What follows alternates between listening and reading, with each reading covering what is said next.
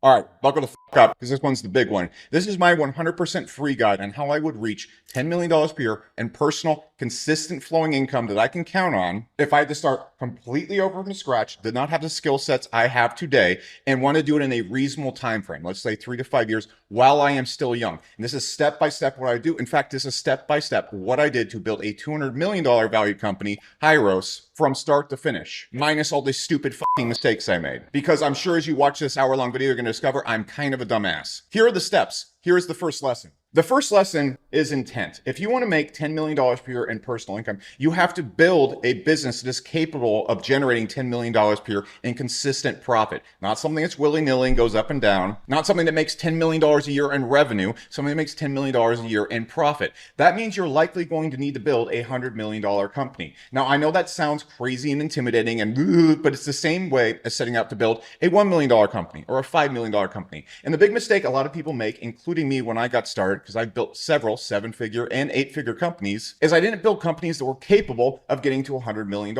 in valuation. And if you're making about $100 million in valuation, you're probably taking home about $10 million per year, give or take. It just depends on the business, but we also have to optimize for profit here. And so what you need to do is when you're thinking about your business, what you have to think about is the legs of the business. This is going to be the size of the market, the competition of the market, the demand for the product, and the price to the size in comparison of all of this. So for example, you're going to have a really hard time making $10 million a year selling $5 Shopify shirts. You're going to have a really hard time making $10 million per year in profit if you're selling info products or little small products. You're going to have a really hard time making $10 million a year in income if you're selling something that everybody else is selling that's oversaturated, the market isn't big enough. So first and foremost, you have to sit down and analyze the type of business you're going to make and say, is this capable of getting to $100 million in value? Is this capable, if you're going to be making $10 million a year, you're usually looking at about a 30-50% profit margin on the very highest of end. And so the business has to be capable of generating $30-40 million per year. And what I'm going to show you in the next steps is how to plan out a business that's capable of doing that. Now, you're probably wondering, who is this extremely good looking, jacked, handsome, very humble man talking to me right now? And how the fuck is he qualified to tell me anything about building a $100 million business? Here's why. I built a business that's valued anywhere between $150 and $200 million. Its name is Hyros. The way I'm getting those valuations, unlike other YouTubers who just take their best income month and then multiply it by 12 and then multiply it by 15 or 10 to get some crazy valuation number, is I've received offers for 110 million. I've received offers for 150 million. And if you take our revenue, which is closing in on $40 million per year, and you put it through basic SaaS multiples, which is about a 7x for a company that's approaching those numbers and growing at about 40 to 50% per year, which we are right now, the multiples on that are about 7 to 10, which would actually put my net worth and the value of my company closer to $400 million. I don't want to use those big crazy numbers. So let's cut it in half. Let's give it a terrible multiple of just 5x, which is just terrible and would be a business that isn't growing. That's how I'm getting those valuation numbers on my company. So I'm using the lowest end numbers I possibly can. I'm using past offers I've gotten. Now, on top of this, I have built many 7- and 8-figure businesses. Now, I'm not using valuation numbers on those. I've built many businesses that generate 7 figures a year in profit. 8 figures a year in profit, 8 figures a year in revenue. I'm not using multiples on those because I couldn't sell those businesses. So using multiples on those, like most YouTubers use on their business, would be fucking retarded. And for this next hour, if you can tell, I want to be very straightforward and blunt with you. I don't want to give you retarded, blown up pie in the sky information. I want to give you very basic, straightforward business practices that I discovered along the way of building my company and I learned from other entrepreneurs that consistently build companies like this. And before I continue to the next step that shows you how to find the right markets for this, how to find and build the right products for this, you're probably thinking, why in f***'s name would I sit down and do this? Here is why.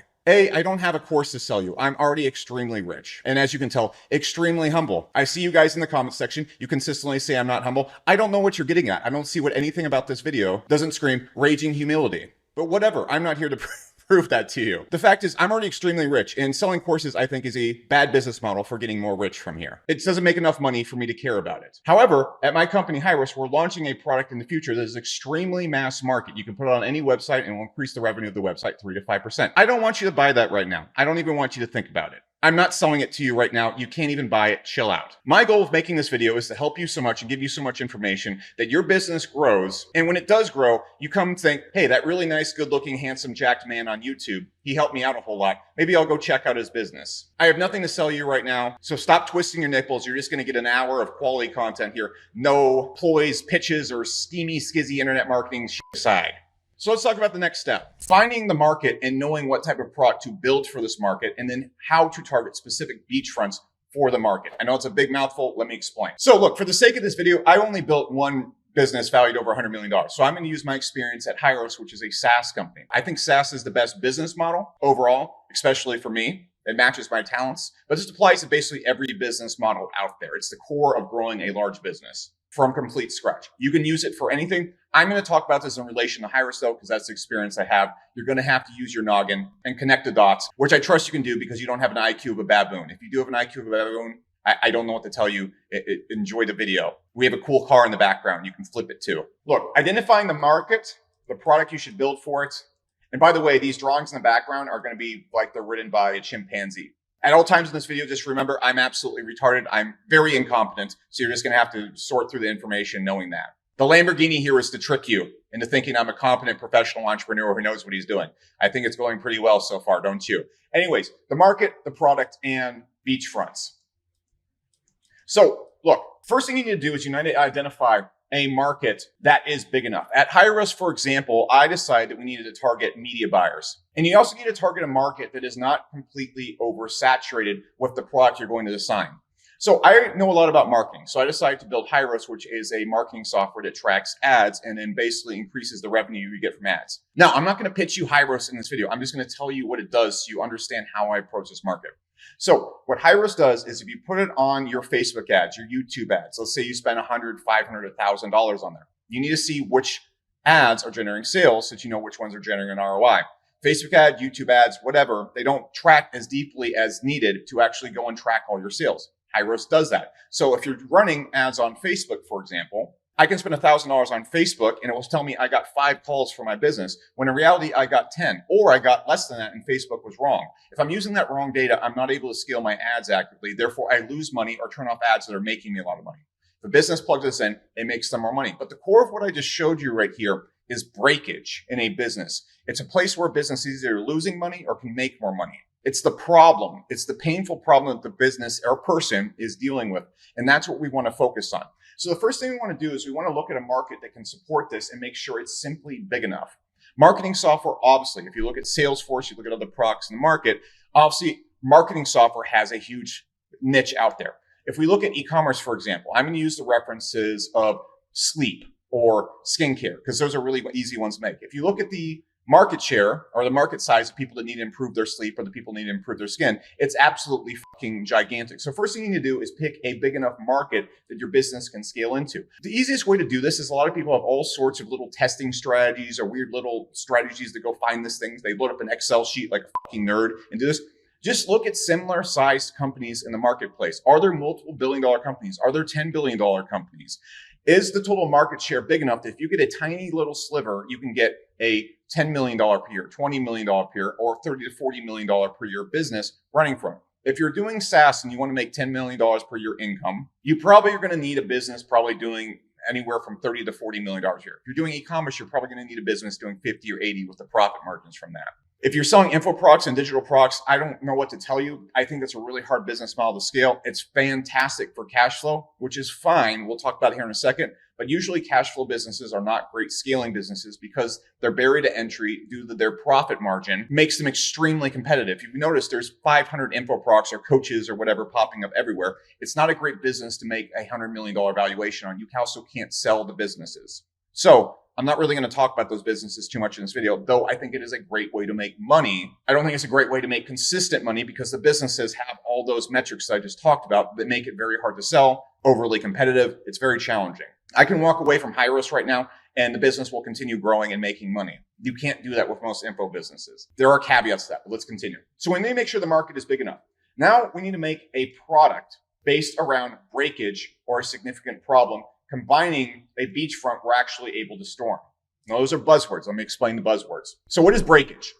If you look at what I did with Hyros, I found breakage in the business in terms of their ads. There was huge inefficiency in terms of the advertising. People were losing money left and right by not having correct attribution.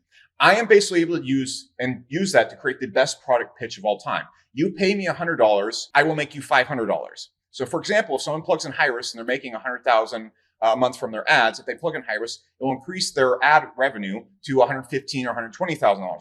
Then I build them $1,000 to $2,000 a month.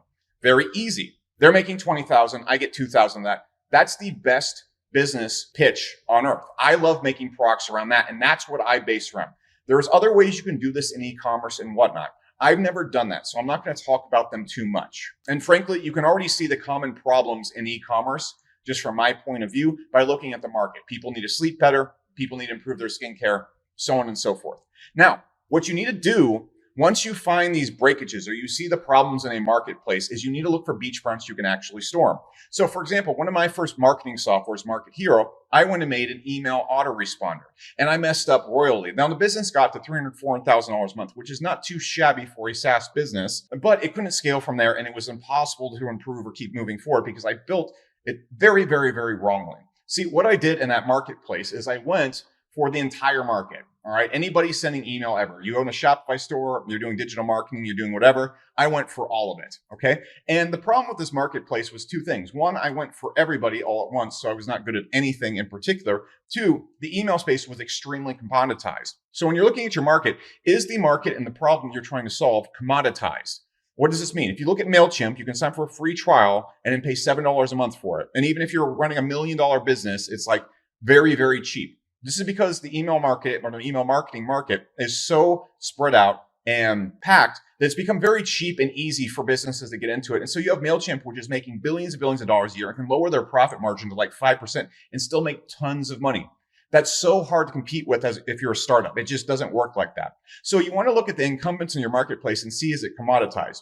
When I looked at my market, only thing I saw was this brand called Wicked Reports. Now, unlike other entrepreneurs who like to talk shit about other companies, me and Wicked did talk a little bit of shit about each other at the start of it, but I have a lot of respect for our competitors at high risk. Triple Whale, Wicked Reports, Northbeam. I think they're all great companies. We all do kind of different things. Wicked Reports is kind of more like analytical, like super hardcore media buyer. Northbeam is like super enterprise. Triple Whale is exclusively Shopify, which I think is brilliant the way they built their business. And then it really ties in this lesson I'm going to show you right here. Regardless, at Market Hero, we were competing against like MailChimp and stuff like that. Didn't work because we couldn't scale because everybody else was just so much cheaper and the profit margins and the amount of stuff that went into it, it was commoditized. We couldn't make much money there in the margins. Our competitor though, Klaviyo, launched at the same time. This is one of the first painful lessons here I learned about beachfronts. There was nothing made specifically for Shopify and only Shopify. So what did Klaviyo do? They didn't go after the entire market. They made an email autoresponder for just Shopify e-commerce. And this is when Shopify was starting to take off.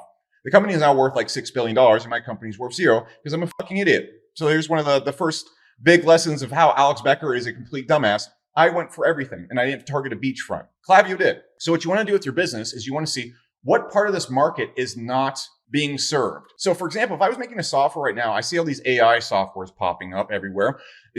They're targeting everyone all at once. What I would do is I would make an AI software for, let's say, doctor's office or construction companies or lighting companies, like something bizarre like that. If you look at, for example, Alex Hormozi's gym launch, the reason why that was so successful, besides Alex being very talented, I've known him for years. I've known him since he launched Gym Launch. I saw Gym Launch grow. I saw him go and sell Gym Launch. I talked to Alex pretty consistently. He's absolutely brilliant. Let's not take that away from that. Okay. But one of the reasons why Gym Launch was also very successful is back in the day, everybody was launching info products around consulting or e-commerce, yada, yada. The same info products you see being slung on YouTube all day long. Alex went and targeted a beachfront where nobody was marketing info products, which was gyms at the time. Because of that, Alex had the entire market to himself and he was able to become the best person in that space. Not only did he have the only product you could buy, he quickly became the big authority in the space. And so he was able to absorb all the business and he built similar gym businesses off of that. And that was his edge right there. So those two examples, me fucking up and then another person applying to his business model. So you want to go and target beachfronts where you can get a foot in the door. So instead of targeting everything, let's say this is the entire space right here. You want to find a little sliver right here. So let's say this is a $10 billion market. You want to find this tiny sliver where you can dominate and get $100 million. Let's actually say just like $30 million in revenue. Okay, that's not very much of the 10 billion. You can do this because you can find the exact perfect customer and then make it for them. This is the first thing you need, the second thing you need to actually do on top of intent. Okay, so you can see number 1 and 2, we're being very intentful with how we build our business. Also, by the way, if you like this video, like, subscribe. Why? Because I'm able to scrape my subscribers with AI. And in the future, I'm just going to release a big free course that's kind of similar to this, but I'm only going to give it to subscribers because if you're not subscribed, I don't fucking like you. You come here, you mooch, you leech around, you look at my beautiful face. You go and tell your wife about me, your kids adore me, and you don't even subscribe. What are you doing, you fucking dork? Subscribe. And then I'm going to give you a ton of free shit in the future. I'll be able to scrape my subscribers and you'll get access to all those free courses and stuff. I'm never going to sell you a course because like I said, I fucking hate doing it. The main reason I'm making this and not doing some mastermind or courses is because talking to people in person and making courses, I fucking hate doing it. And the second you give me money, I'm responsible for your financial success. I don't want that. I don't think most people have the gusto to go and build a business. And unlike other people and YouTubers that tell you anyone can build a business, I've been doing this for so long. It's really hard to convince people to actually get off their butt and make businesses. I'd rather just give you the information for free. I have no responsibility. And so if I give you any courses or anything in the future, it's just going to be free too, but you got to be subscribed. So speaking about the next part, there's this really tricky thing that happens in business. It's this bizarre phenomenon where you have to pay for things. And this creates problems when it comes to initially funding a business. So I'm going to give you 2 ways you can fund the business right now because this is step 3. First way, you raise money. Now, how do you raise money? You try really fucking hard. There's about 1 billion videos on YouTube about raising money for businesses. I saw some person raise like $18 million for like the dumbest idea I've ever seen ever. You're just going to have to go do it and raise money. I don't like raising money because it requires you having to give a huge amount of your company's shares and equity to the people that raise money. I don't like that. I have a super mega majority ownership of Hyros, which is one of the reasons why I'm able to make a lot of income from it, from dividends and whatnot. Though at the moment, I really don't try to make that much money from Hyros. I could easily cash flow it and make 20 mil a year easy. I don't want that. I want the company to grow. I want to build $1 billion company in one of the great SaaS companies. My motivation right now in business is not money. I have plenty of it. My motivation is I want to build one of those great SaaS companies that everybody loves, that people aspire to.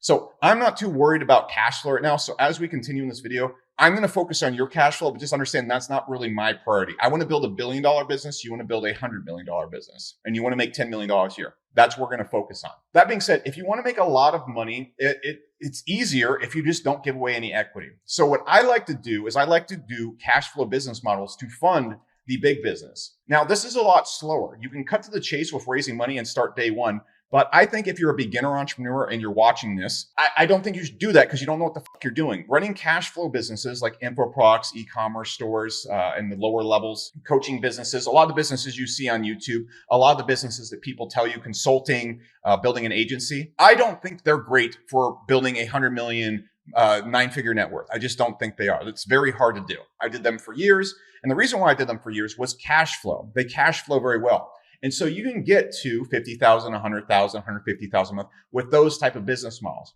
I, in fact, suggest you do because it's going to teach you the nuts and bolts of business. And if you go and raise money without having that type of experience, you're in for a parachute, jump off a cliff, figure it out as you go kind of situation, which there are plenty examples of. If you look at Airbnb, you look at Zapier, you look at so many billion-dollar SaaS companies, they are from founders that never had really built a large business before. So it happens all the time. I'm just saying, I like cash flow because I can go and not give away equity in my company. So that's what I would do. I would either raise money or I would build a cash flow business. Now, how do you build a cash flow business? There's so many videos and trainings on YouTube. And my advice to you is if you're a beginner or entrepreneur right now, don't be skeptical and jaded as hell. You're going to buy a few courses. You're going to learn from a few people that are scumbags and not teach you the best information, or it's going to be rehashed information or whatnot. This is just part of learning. It's fine. Like, it's literally fine. If you buy like a $1,000 course and it doesn't work out for you, that's fine. You're probably going to learn a lot from it. You're going to learn a lot from the marketing. You're going to try and get going and put in the reps. The way you get good at anything, jujitsu, guitar, talking on YouTube, anything, YouTube influencer marketing is another great way to cash flow, is you just do it. You do it. You try the best way to learn. And when you learn, you apply it. Even the worst e-com courses, consulting courses out there will teach you something if you go and apply it. So just don't worry about messing this part up. Just fucking do it. Now, if you're an experienced entrepreneur, you already have business, you probably already have cash flow. What you do with that cash flow is you take it and you use it to build your business. For example, when I built Hyros, I was already making $1 million per month in revenue, about 450,000, 400,000 a month in cash for my businesses. And what I want to do is I didn't want to worry about lifestyle or anything whatsoever. So what I did is I was living in a mansion at the time. I had a Lamborghini back then as well, and all sorts of cool stuff. I was also making like 1/10 what I'm making right now. In fact, right now I make more in a month than I used to in a year back then. But the way I was able to get to where I am right now is I sold all that stuff. I moved into a completely empty apartment with very, very, very, very little overhead compared to the income I was making. It was like $4,500 a month rent, which seems like a lot, but I was making over 100,000, a couple 100,000 a month then. And that allowed me to just dump all the cash in Hyros to build it. Now, Hyros took about 100,000 a month to build in its upstarts to get the MVP up, but the initial product that we gave to customers, I could have built for like $20,000, $30,000. So I'm just giving the spans of what we're looking at right here. And if you can't go and get $30,000, $50,000 into a business to test the product, maybe work on that first so you have like a little bit of cash flow experience in business. This is just general knowledge. You can also just go straight for the raise if you're a cocky motherfucker. Plenty of people plenty of people made billions of dollars doing that. That's my suggestions for that. If any of that makes you uncomfortable, raising money or cash, guess what? If you want to be fucking rich, you're going to have to do things that other people don't want to do. A lot of people think it all comes from some idea or some nuance or something like that. The way people truly get rich is by doing things that other people don't want to do, which is working very hard and taking risk. Okay. And then doing things that make people uncomfortable. There's a lot of people that work hard. For example, people that go and mow lawns. That's hard fucking work. Like, have you worked at like a concession stand or as a grocery bagger? I was a firefighter at the time. That was work. Hard work doesn't equate purely to money. You also have to take risks. People that are mowing lawns are not taking any risk. You have to take risks and bet on stuff that might not work out. And then you have to do things that is uncomfortable. For example, I'm not pooping on people that mow lawns. You mow lawns, God bless you. Okay. Like, that's hard fucking work. But going out there and doing a lot of jobs or labor doesn't make you uncomfortable. It's not challenging to do those things. You don't wake up and go, oh, I don't know if I'm gonna be able to do this today. Like calling someone on the phone and selling something. You have to do something that makes you uncomfortable. Okay. It's those three things that make people rich. If you do those three things aggressively every single day for 10 hours a day, you're going to eventually make a lot of money. As for example, Alex Hormozi says his number one lesson is that you need to do enough volume that it's unreasonable that you don't succeed. And that's probably the best advice you could give to anybody. Those are the things you need to put volume into on top of actually doing the actual thing. So that's number 3. That's where you get the actual cash from. Now, here's the part where everybody messes up. It is product market fit. And people have a very bad understanding of this, because what product market fit is the point where you have a product that people really want. And I'm going to give you more definitions for it here in a second. But it's a part where people just really want to buy your product. And like, people are going to come to you, even if your site's a little bit janky, and buy the product en masse. They will tell their friends about it. They will tell their families about it. This is the part where you don't even have to do any marketing and your product will just grow.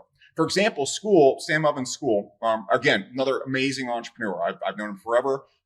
Respect the hell out of the guy. School, he made no ads because he's a cheeky motherfucker like that and doesn't want to buy ads. I don't understand Sam. Nobody understands Sam. But he's a cheeky motherfucker like that and wants to build businesses where he doesn't run ads. Okay. School, he got 1 customer, 2 customers, 5 customers, and then it just grew to a business that I think is probably valued at like 500 million to $1 billion right now without any advertising. That's product market fit.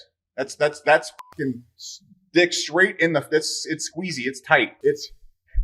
This channel is going to get banned off YouTube. Anyway, so what we want to do is we want to find that product market fit. Now, a lot of people are like, all right, Alex, well, how do I know if I have product market fit or not?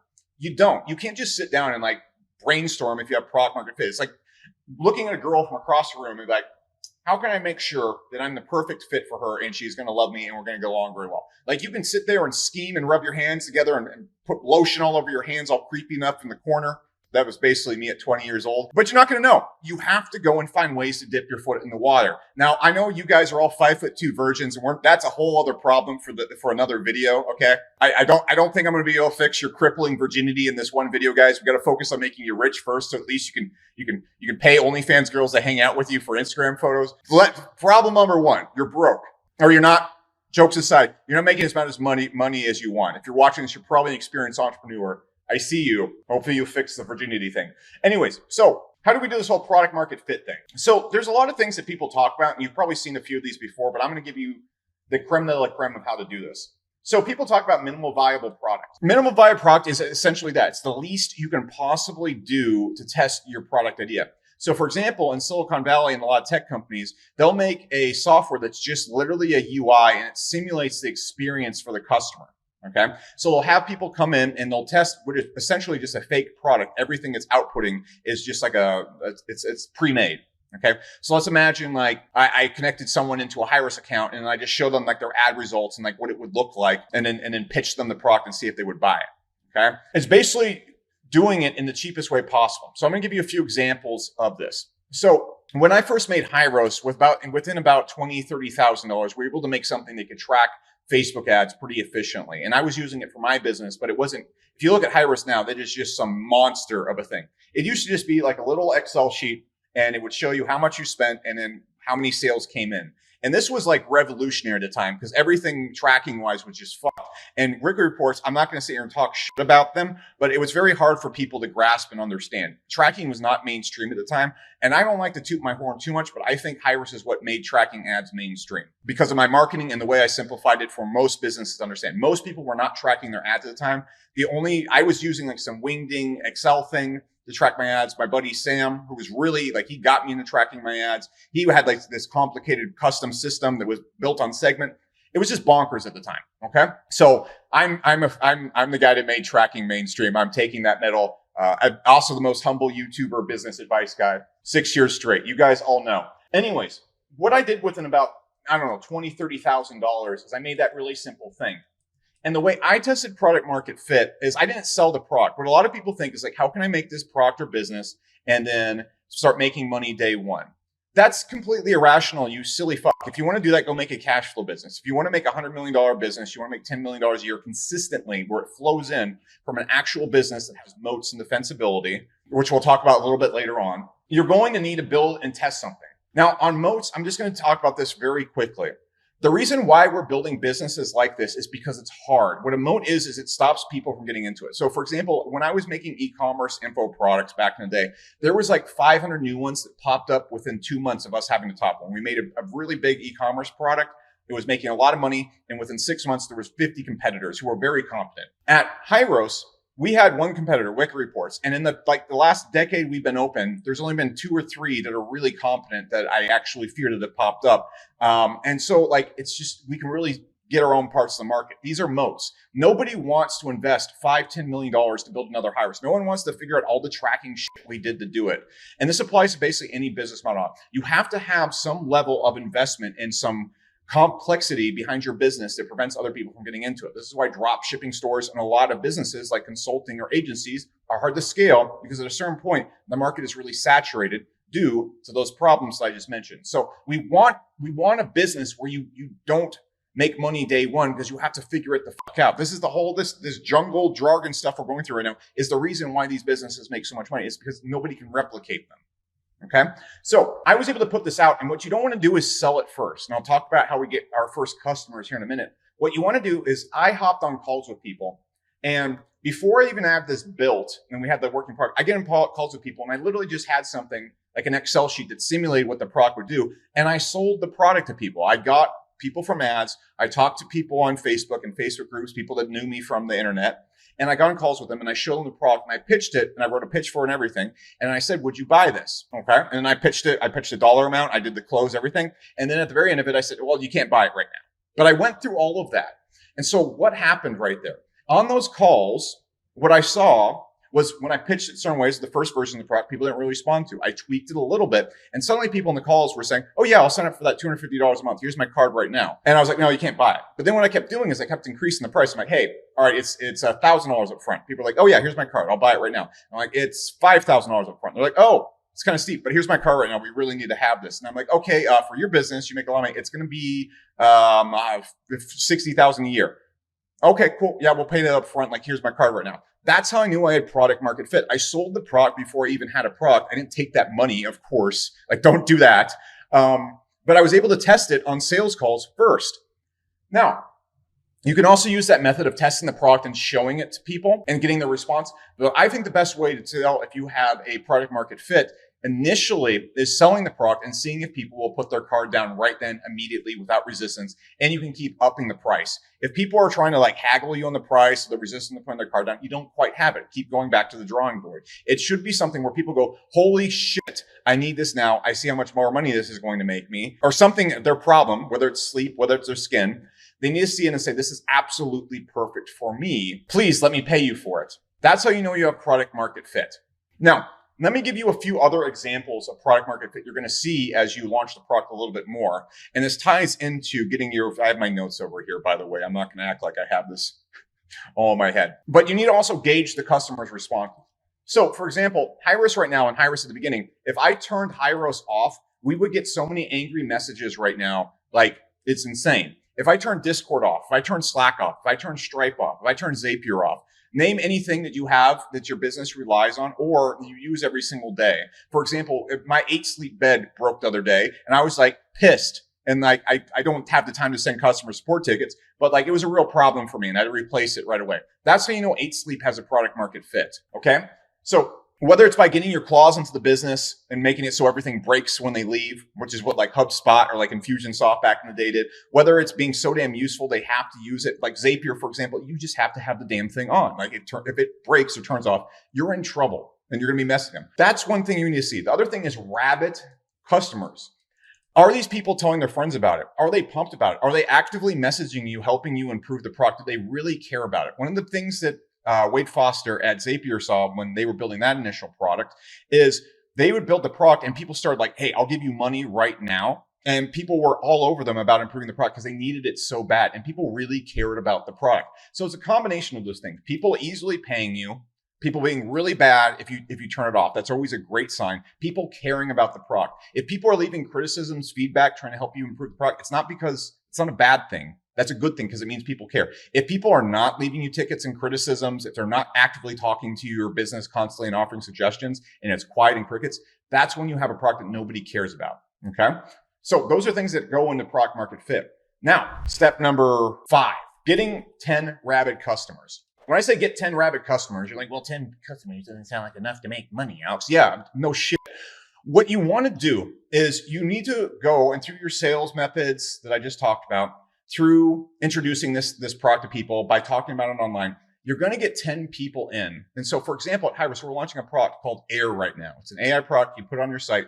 It uses a lot of our data to do all the remarketing for you and recognize your customers and then send them emails and messages pitching them what your business is selling based on what they were looking at and who they are. So for example, let's say you run an e-commerce store right now and you go on the e-commerce page on Hyros. What's going to happen is Air is going to recognize you. It's going to see that you own an e-commerce business. It's going to see you're looking at the e-commerce page and it's going to look at all your tickets and everything you've interacted with on Hyros. And then it's going to send you an email and a text message talking to you about the benefits of e-commerce, explaining how it relates to your business, showing you similar testimonials, and trying to get you to book a call through various methods. You will even respond and talk back to you. Now, I'm just giving you all that because I secretly want to hint at you that you might be interested in the future. But on another note, how I have gone and developed this product is I'm just working with 10 customers that were original customers of Hyros that absolutely love the Air product. And so for the past 6 months, I've just been building this with them. They absolutely love it. They're telling their friends about it. They are obsessed with it.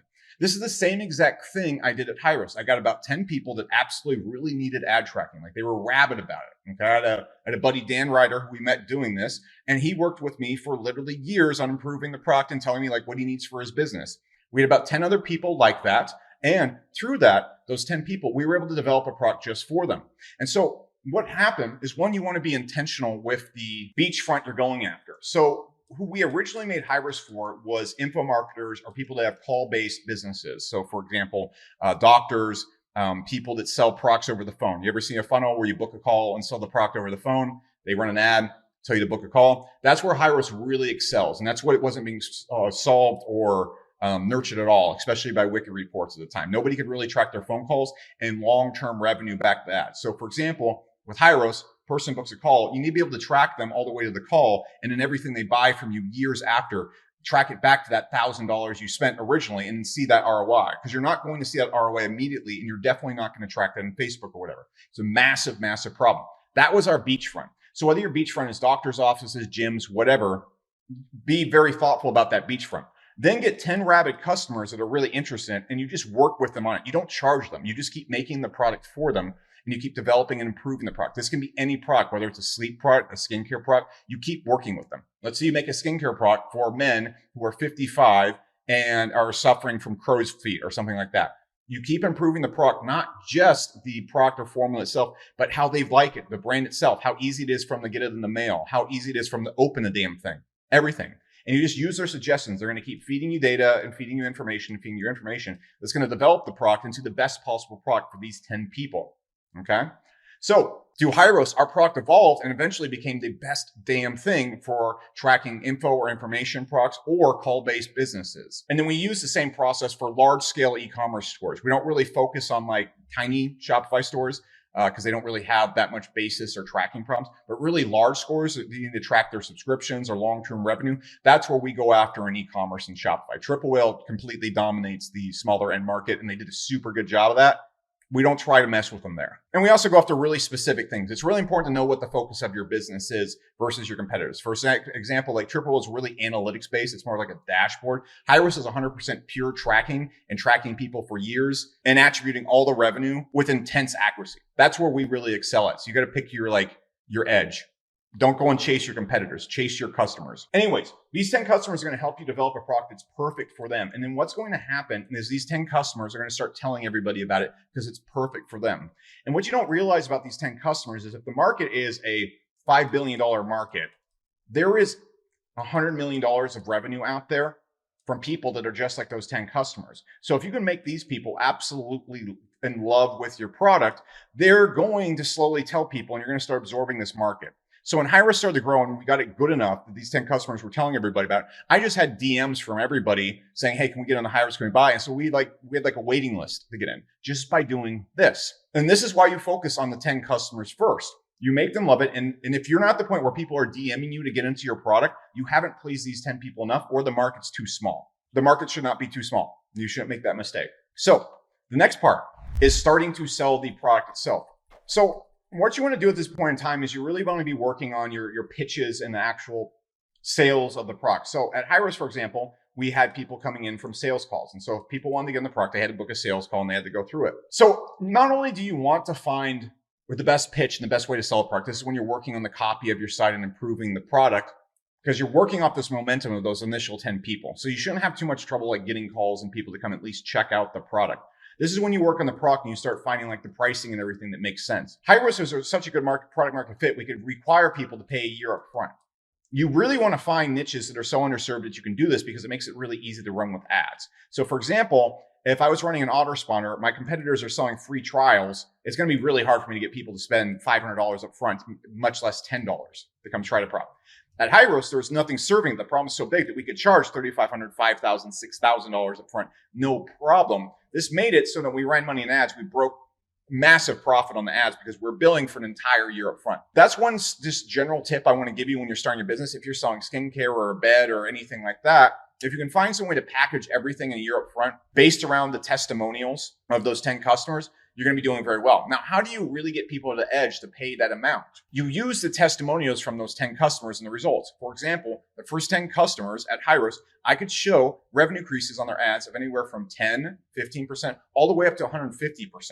And so we could just go through all of them. And when we're on the call pitching people, yes, we could go and pitch them and do the typical sales call routines that you see all over YouTube. But more importantly, what we're able to do is fall back on the ridiculous amount of testimonials. Now, when you sell the product as well, give an insane guarantee. If your product doesn't work or a customer doesn't get results with your product, you don't keep their money. Like this is something that a lot of people are confused about when they're being a business. Like, well, if people want to get a refund, you don't keep your money. You can't build a business where like 10% of your customers are unhappy. They're just going to end up all over like negative sites and just tear your business to the ground. There's no point in trying to scale a business where you have people refunding or not getting results. So you might as well just give a crazy guarantee. So our pitch at Hyros was, of course, the typical sales pitches you see. Look how much money you're going to make from your ads and whatnot. Here's 10 testimonials backing up. We will let you come on board. You pay for it right now. But if you don't see results at all, like the refund guarantee right now is 90 days.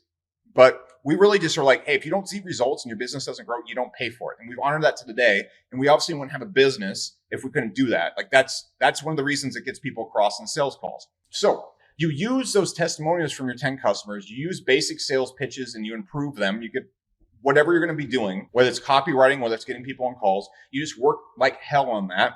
And then you go and make ridiculous guarantees on your product that you can back up and the customer doesn't pay for it. And that's what gets people across the edge and the finish line.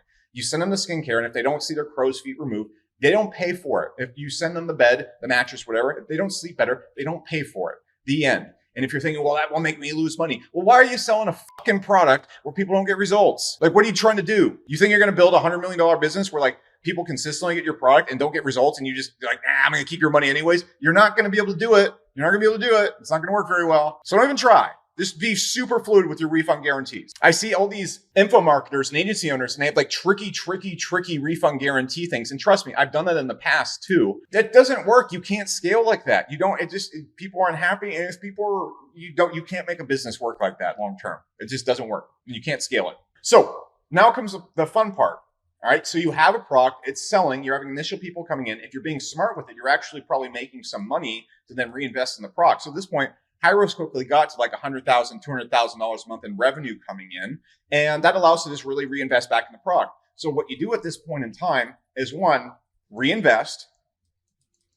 You shouldn't be taking money right here. If you're taking money, you're a silly goose. Are you trying to build a $100 million business? Are you trying to build some wingding internet marketing lifestyle business? They're two very different things. If you want to be worth $100 million or making $10 million a year consistently from happy customers, you're going to need to build something. You're going to need to build something special. You're not going to be able to do it without reinvesting. If you want to make some wingding internet marketing product where you cash flow and keep 90% of the money, by all means, go do that. You're not probably ever going to be worth $100 million.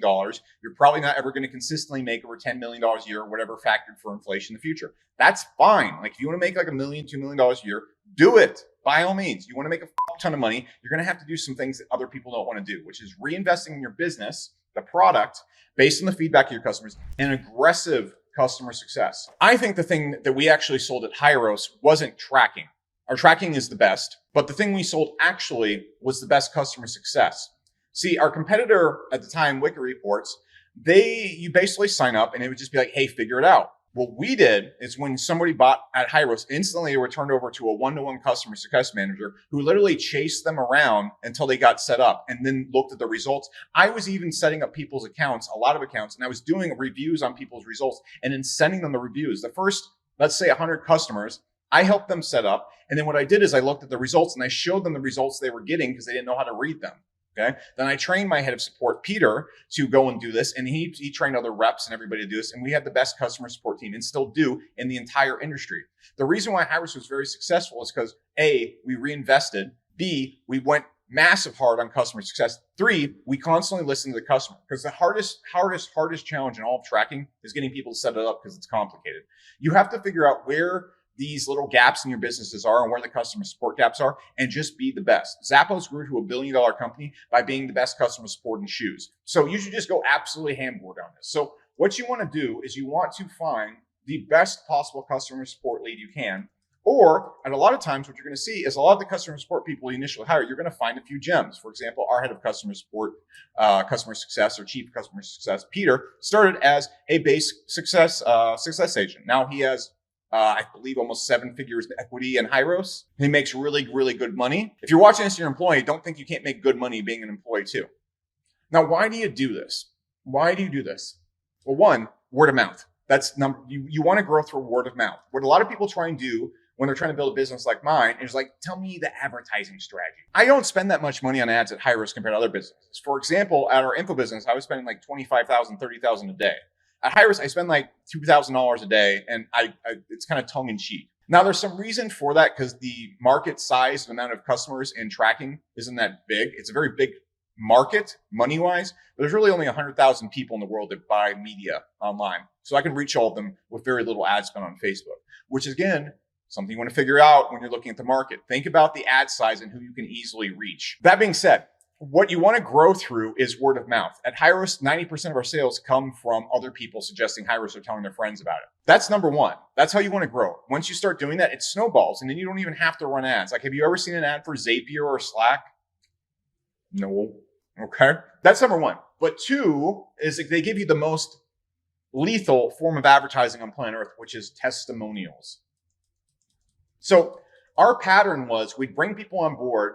We'd be absolute animals with getting them set up. And we still are to this day. Like if you come on Hyros, you're tracked like a rabid beast in the jungle. You like get a tag and we know everything you're doing, all your behavior, whether it looks like you're going to churn or not, whether you're using the software, whether you're not, where you're getting caught up at, what you're looking at. We know everything about you, and customer support agents are going to chase you down and threaten you with love if you don't complete certain tasks. And they're going to make sure you complete that because customer success is very important. But the process that we add on top of that is after we got people set up, after we were maniacal about getting them set up, what we then did is we went for a testimonial. It's part of the completion process of this. So you get people on, you get them on board with your product, you get them using it, you get them the result, then you go for a testimonial. Then you can actually ask for referrals too and give people affiliate links, which is another great strategy. But the testimonials are the main thing, because what do you do with these testimonials?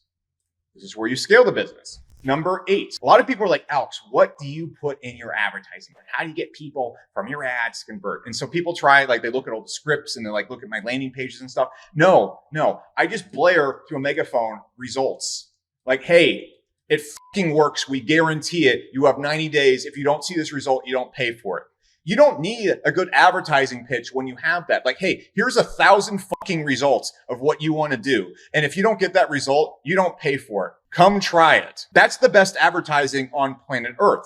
And so what you do with these results is 2 things. You run advertising on Facebook and YouTube, advertising shit. If you see any of my ads, I've been running like the same ads for like 5 years now. It's me at a desk being like, hey, do you want to make more money from your ads? Hey, here's like 5,000 results. Hey, you can paste this on your site and you'll make more today. Here's 5,000 more results proving it. Come, you don't have to pay for it if you don't get results. That's the ad.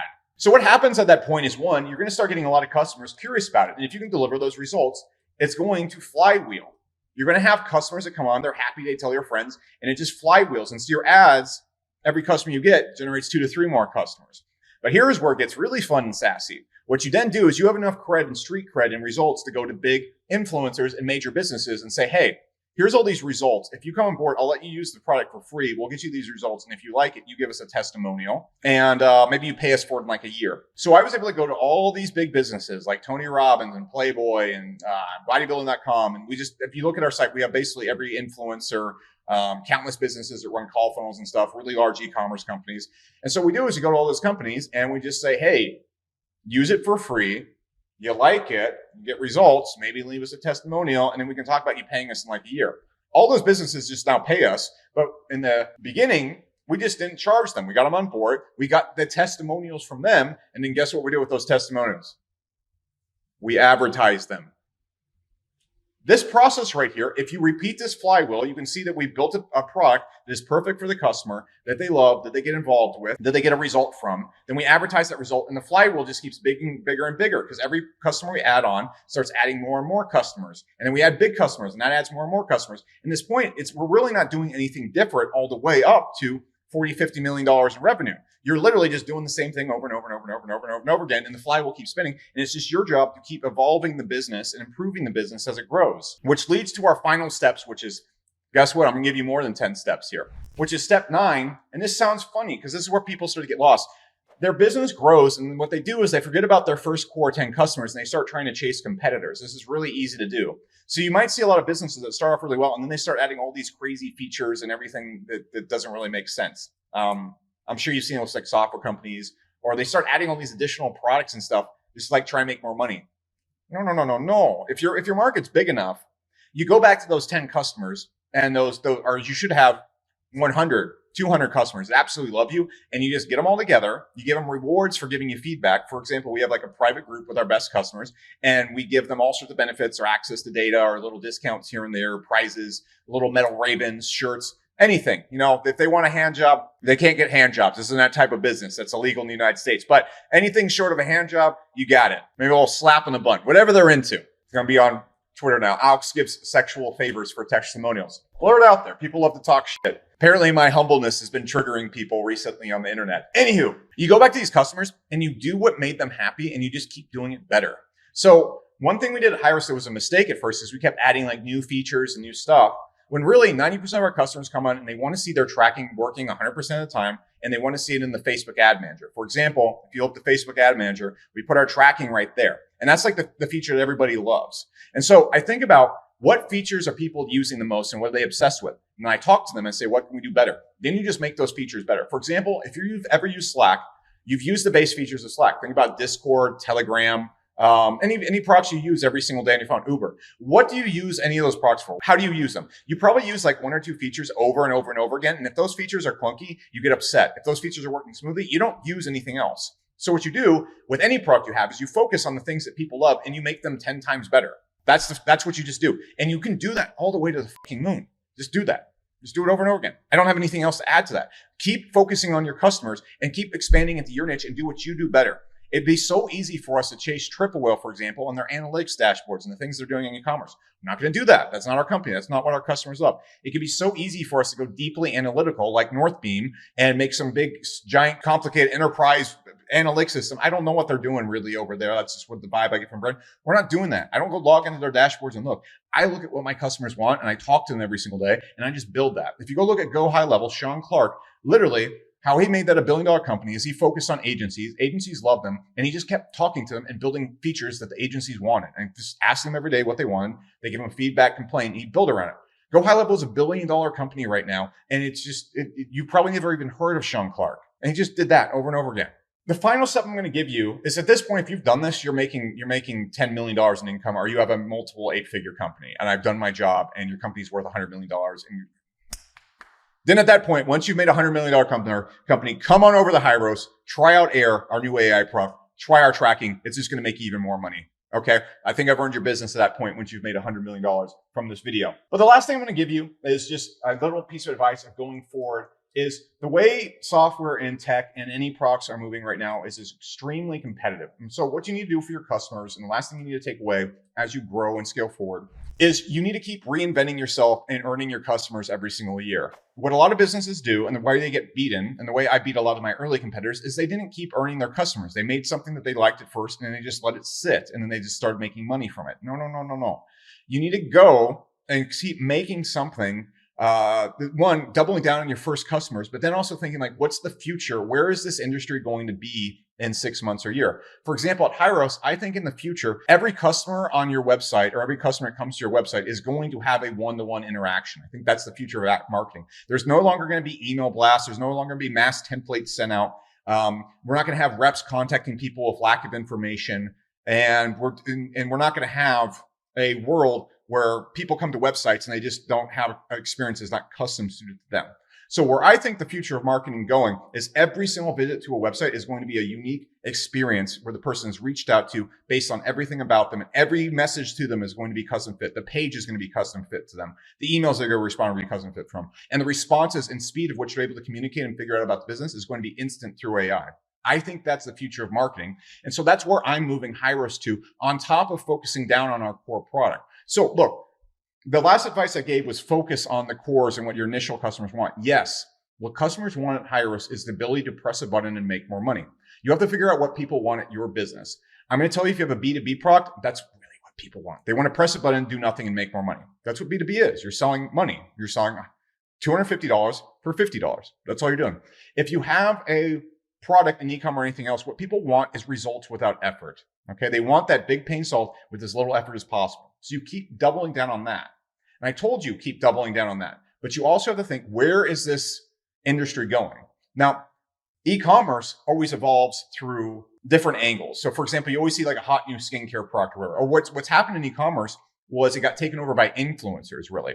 And so a lot of businesses that saw that influencer trend coming were able to go and take their business to the moon by those different angles and niches. So that's kind of what I would suggest in e-commerce. Like, think of how the marketing is going to be different. Think of how you can separate your product from the others and gain that edge. For example, if you look at Liquid Death, they envision a new way to sell water. If you look at Kylie Jenner's original company, where she made all that money off skincare, she envisioned a new way to sell skincare. So there you go. Now, in tech and B2B, you have to think about where the industry is going to be in 2 years. And then what you do is you build a product for where it's going to be in 2 years. Okay, so if you look at some of the best AI companies right now, they started building the AI products before the market was ready for the products, and then before ChatGPT and the AI was actually capable of providing the results for the product. They waited a year and a half for ChatGPT and the AI to catch up and the market to understand it, and then their product clicked. For example, there's a legal company, I forgot what it was called, that recently sold, I think, for 600 million or 1.2. It's either one of those numbers. 600 million between, what's the difference? You know, it's only a gap. But they were able to go and get that because when ChatGPT first launched, and like people were like kind of poking at it, nobody really knew what it was. They were building a legal, or basically a junior legal aid or whatever out of the software where you could go search cases and do all the things like that. And it didn't really work at first.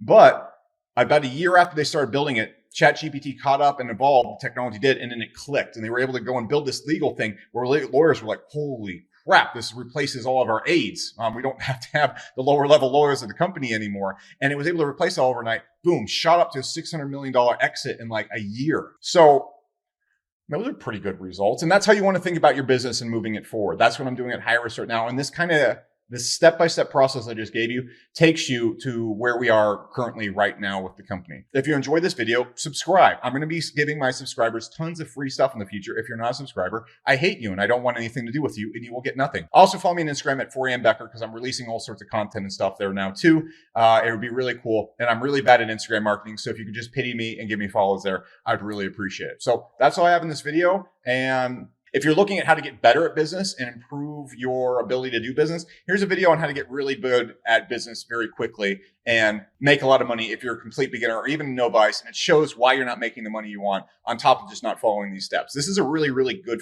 fucking video and it will be very helpful for you. I'm really proud of it. You should watch it after this video. Okay, goodbye.